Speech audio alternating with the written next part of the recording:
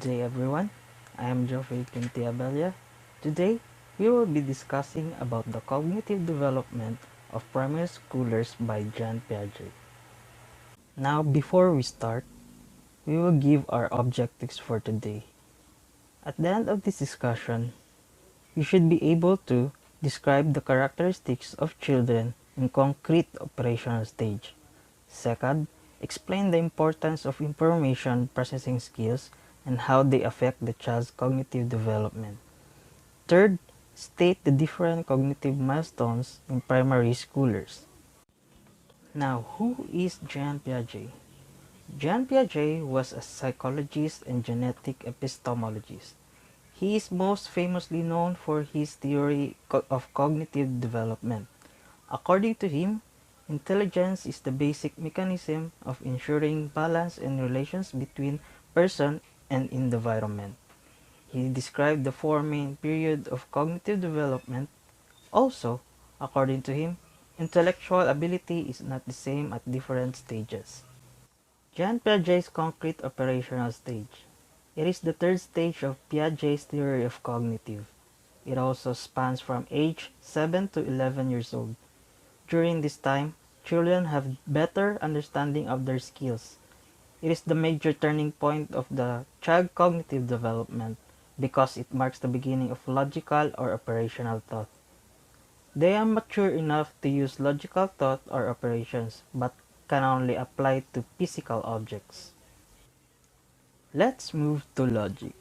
According to Jean Piaget, children can make use of inductive logic, but they have a difficulty in using of deductive logic.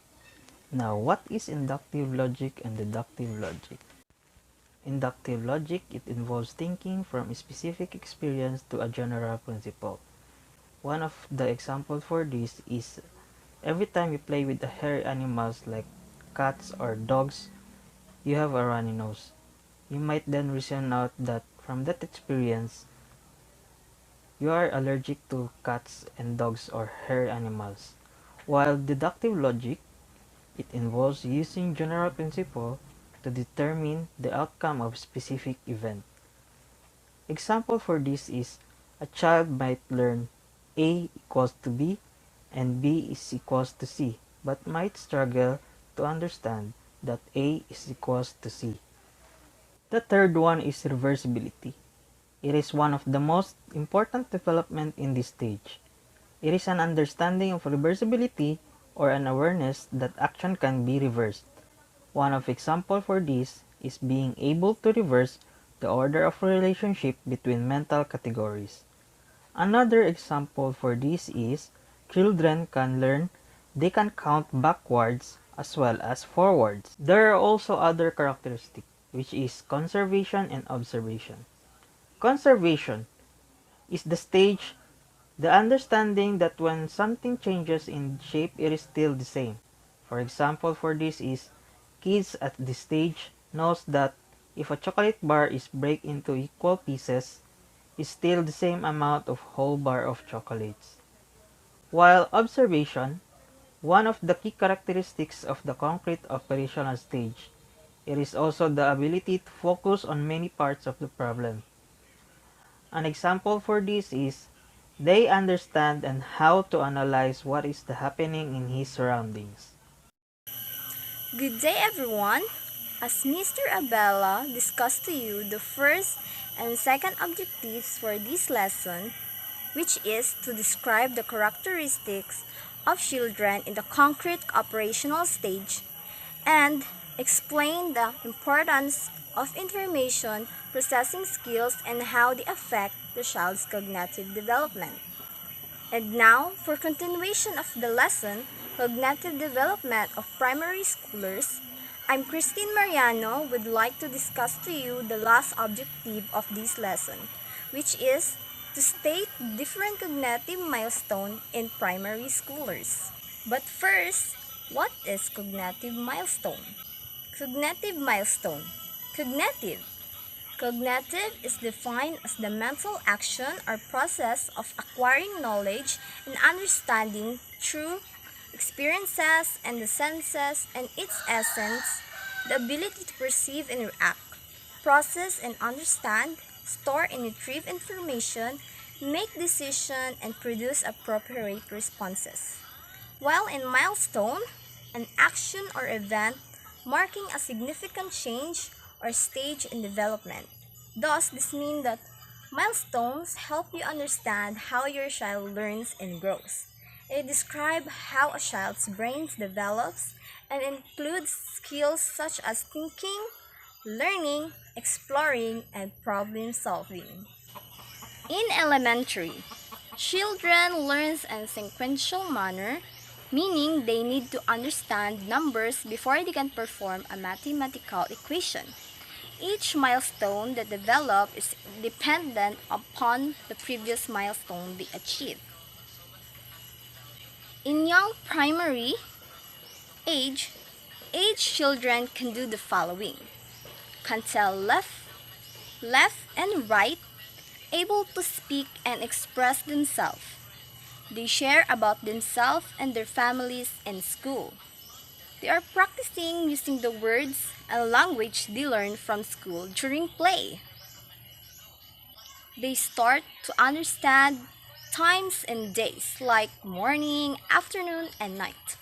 Enjoy riddles, jokes, and rhymes. Their attention span is longer. They can follow more involved stories. They learn letters and words. Most of 6 years old, they can read words or combination of words. In other, several theories argue that, like a computer, a human mind is a system that can process information through the application of logical rules and strategies. They also believe that the mind receives information, performs operation to changes in forms and content, store and collocates, and it generates responses from it. Stages of information processing. The first one is encoding or registration, the process of receiving, process, and combining information. Second, the storage, the creation of permanent record information. Retrieval or recall or recognition, the calling back of stored information in response to some cue for use in a process or activity. There are 3 stages of memory. The first one is sensory memory. This essential stage involves our senses picking up on features from our environment. It occurs only for a few seconds before it's brought into our memory. The second term is short-term memory. The first step for incoming information, also referred to as one's working memory. It holds only a certain amount of information for a brief amount of time unless there is further processing into long-term memory. The third one is long-term memory. In this stage, the information we receive becomes implemented in our minds. There are no limits to the amount of type of information we can retain. The implication to child care, education, and parenting. Parents, child care providers, and teachers should be able to recognize this by helping children grow on their strengths and promote growth on their weaknesses. Second, planning lessons that cater to multiple intelligence based on instructional objectives. And encouraging children to read more every day to increase their vocabularies. Also, bring children to museums, art exhibits, and historical landmarks to widen their perspective about the works and people. And lessen the children's screen time and increasing their personal and face-to-face interaction. That will be all. Thank you for listening and have a great day.